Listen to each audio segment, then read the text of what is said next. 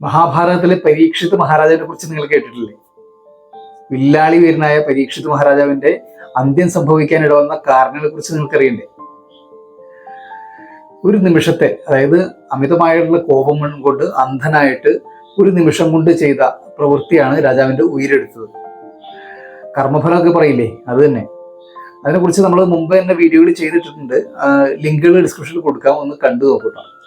നല്ല നാടൻ ഭാഷയിൽ പറഞ്ഞാൽ കൊടുത്താൽ കൊല്ലത്തും കിട്ടുന്നൊരു പഴഞ്ചൊല്ല് നമ്മുടെയൊക്കെ നാട്ടിൽ പ്രചാരത്തിലുണ്ട്. നമ്മളിപ്പോൾ ഈ പറഞ്ഞ കർമ്മഫലത്തിന്റെ ഒരു നാടൻ വേർഷനാണ് പറഞ്ഞത്. പഴഞ്ചൊല്ലൊക്കെ അവിടെ നിൽക്കട്ടെ, നമുക്ക് പരീക്ഷിത് മഹാരാജാവിന് എന്താണ് സംഭവിച്ചതെന്ന് നോക്കാം. ഓക്കെ, പോകാൻ വീഡിയോയിലേക്ക്.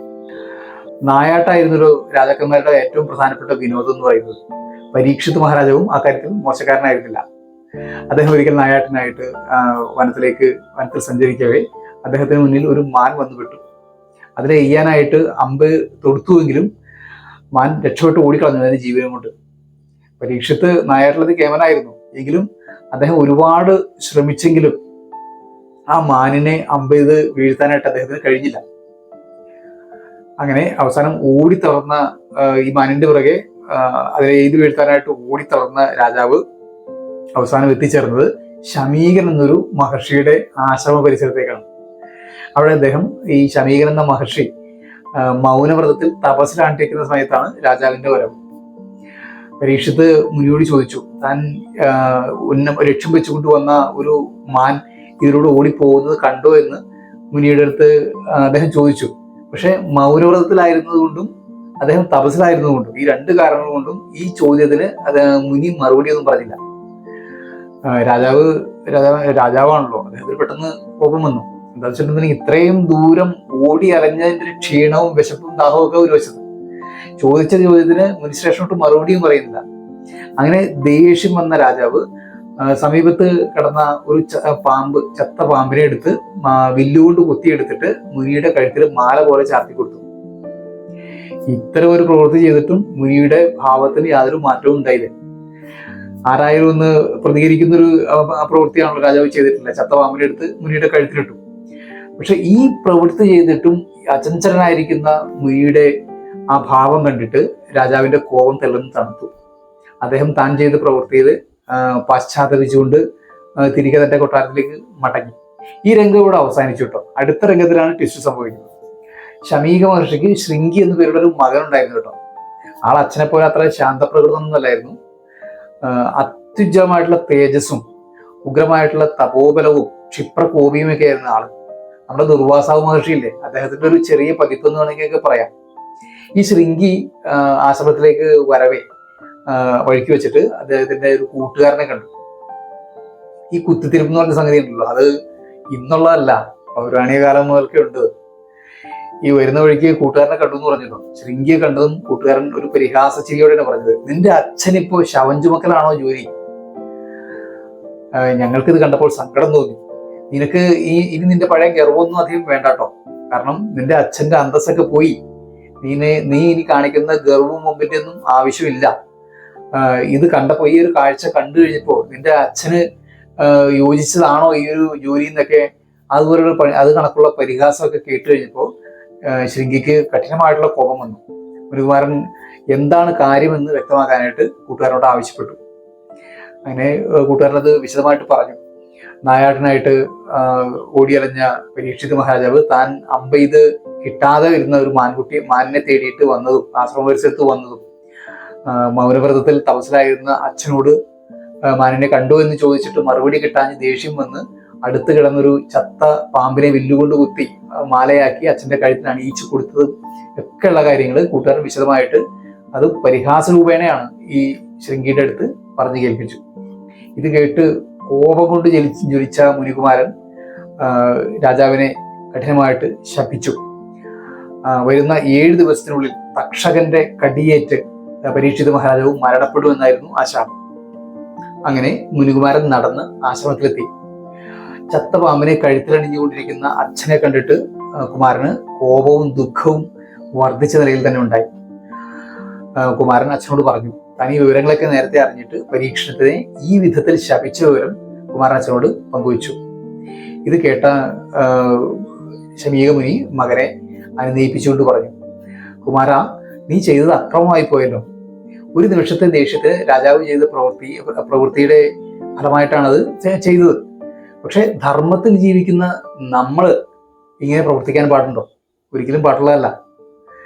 വളരെ നിഷ്ഠാവാനായിട്ടുള്ള ശൃംഗിയുടെ ശാപം ഫലിക്കുമെന്നറിയാമായിരുന്ന ശമീകൻ എത്രയും പെട്ടെന്ന് തന്നെ രാജകൊട്ടാരത്തിൽ ചെന്ന് പരീക്ഷിത് മഹാരാജാവിനെ ഈ വിവരം ധരിപ്പിക്കാനായിട്ടൊരു ദൂതനെ അങ്ങോട്ട് പറഞ്ഞയച്ചു.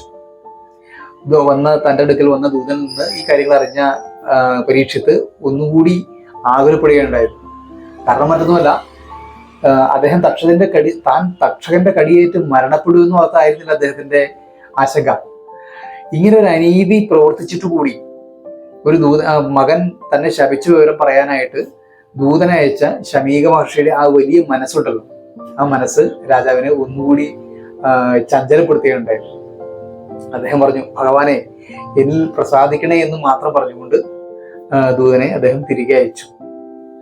ശേഷം പരീക്ഷിത് മഹാരാജാവ് തന്റെ മന്ത്രിമാരോടും ആചാര്യന്മാരോടും ഒക്കെ കൂടി ആലോചിച്ചിട്ട് മുനികുമാരന്റെ ശാപം ഏൽക്കാതിരിക്കാനുള്ള ഒരു ഉപായം എന്ന നിലയ്ക്ക് ഒറ്റത്തൂണിലുള്ളൊരു മാളിക നിർമ്മിച്ചു.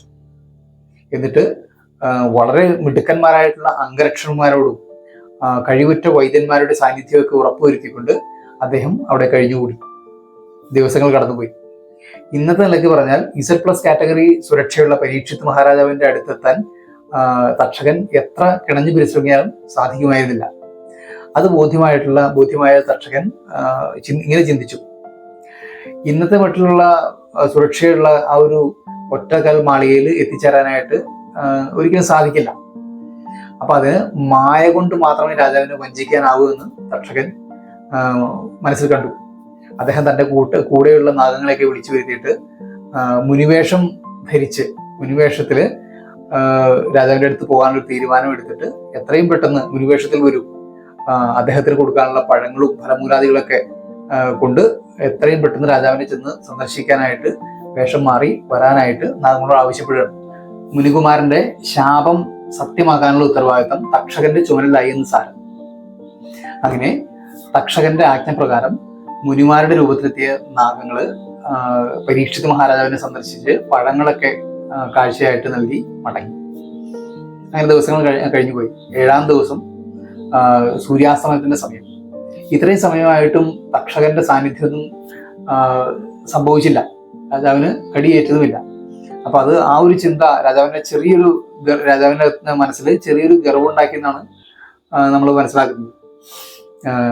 അദ്ദേഹം തന്റെ മന്ത്രിമാരോട് പറഞ്ഞു, ഹേ മന്ത്രിമാരെ, ഇനിയിപ്പോ 7-ാം ദിവസം സൂര്യൻ അസ്തമിച്ചു കഴിഞ്ഞു. ഇനിയിപ്പോ സർപ്പദംശത്തിന്റെ ഒരു സാധ്യതയൊന്നും കാണുന്നില്ല. നമുക്കെന്തായാലും ആ താപസ ശ്രേഷ്ഠന്മാര് ദക്ഷിണയായിട്ട് കൊണ്ടുവന്ന പഴങ്ങളൊക്കെ കഴിക്കാം, ഒരുമിച്ചിരുന്ന് കഴിക്കാമെന്ന് പറഞ്ഞു.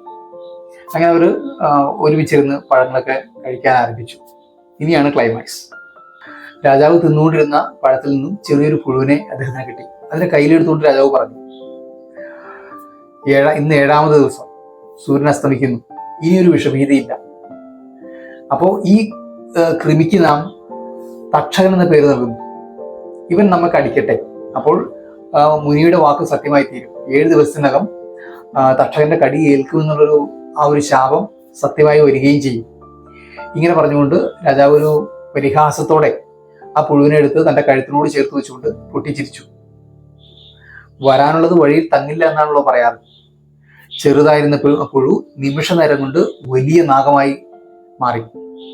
തക്ഷകൻ ഉഗ്രമായിട്ടുള്ള കോപത്തോടെ ചീറ്റിക്കൊണ്ട് രാജാവിനെ ആഞ്ഞു കുത്തി. ഉഗ്രവിഷമേറ്റ രാജാവ് ക്ഷണനേരം കൊണ്ട് നിശ്ചലനായി ജീവൻ വെടിഞ്ഞു. കർമ്മഫലം അത് നമ്മൾ എവിടെ മറിഞ്ഞിരുന്നാലും നമ്മളെയും കൊണ്ടേ പോകുമെന്നുള്ളതിന് മറ്റൊരു ഉദാഹരണമായി മഹാഭാരതത്തിലെ പരീക്ഷിത് മഹാരാജാവിന്റെ കഥ. അപ്പോൾ ഈ കഥ നിങ്ങൾ ആസ്വദിച്ചുവെങ്കിൽ ലൈക്കും കമന്റും ഒക്കെ ചെയ്യാൻ മടിക്കണ്ട കേട്ടോ. ഒപ്പം ഇതിഹാസ കഥകൾ ഇഷ്ടപ്പെടുന്ന നിങ്ങളുടെ സുഹൃത്തുക്കൾക്ക് ഷെയർ ചെയ്ത് കൊടുത്തോളൂ. ഓക്കെ, ഇന്നത്തെ വീഡിയോ നമുക്ക് ഇവിടെ അവസാനിപ്പിക്കാം. വരുന്ന വീഡിയോകളിൽ നമുക്ക് കണ്ടുകൊണ്ടേയിരിക്കാം, മഹാഭാരത കഥകൾ കേട്ടുകൊണ്ടേയിരിക്കാം. ലോകാ സമസ്ത സുഖിനോ ഭവന്തു.